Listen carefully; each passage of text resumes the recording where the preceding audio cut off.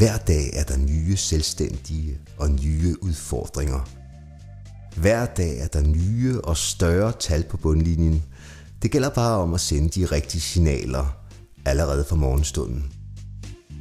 Det er helt centralt for min forretning, for mit koncept KRU, koncept reel underdanighed.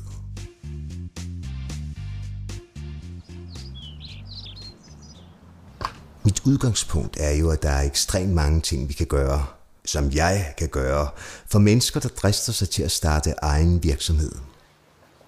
Den selvstændige skal selvfølgelig have en forretningsplan. Det er grundstenen.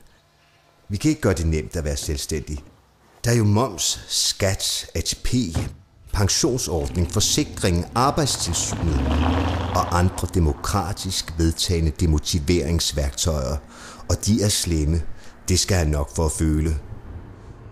Derfor er den grundlæggende lektion om forretningsplanen udformet så tilpas højdragende, at han ikke bliver alt for fortvivlet i starten. Men hvad nu hvis... Jeg ved, hvad du vil spørge om, men nej. Jeg spørger aldrig ind til det lavpraktiske, til mine klienters produkter og ydelser. Jeg holder mig på det overordnede niveau, for jeg kan lynhurtigt vurdere, om den selvstændige har begge over i vandet. Desuden, hvis jeg skulle interessere mig for alle detaljerne, ville jeg for det første ikke kunne bevare min professionelle distance. For det andet risikerer jeg at blive emotionelt involveret i min klients virksomhed og rent faktisk begynde at interessere mig for, hvad han går og laver. Og for det tredje vil jeg slet ikke kunne have så mange klienter, som jeg har.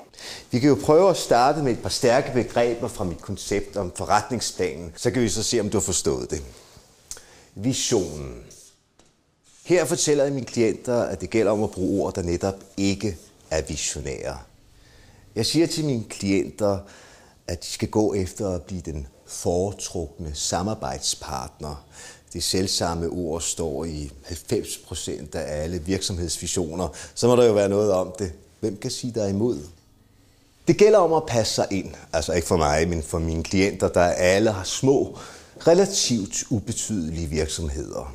I det luftlag er det vigtigt ikke at skille sig ud. Skiller man sig ud, bliver man aldrig det hele drejer sig om. Det man arbejder for nat og dag, nemlig den foretrukne samarbejdspartner.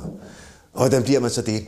Det gør man kun ved at erklære sig som innovativ, service-minded og produktorienteret. Det kan ingen have noget imod. Men er det ikke det modsatte af KRU? Det står for noget andet. Koncept reel underdanighed. Lad mig lige stave det for dig.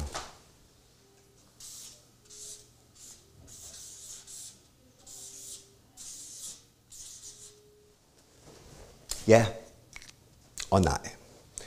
Det er ikke det samme, men det er på en måde det modsatte med omvendt fortegn. KRU er jo mit værktøj til at hjælpe den selvstændige.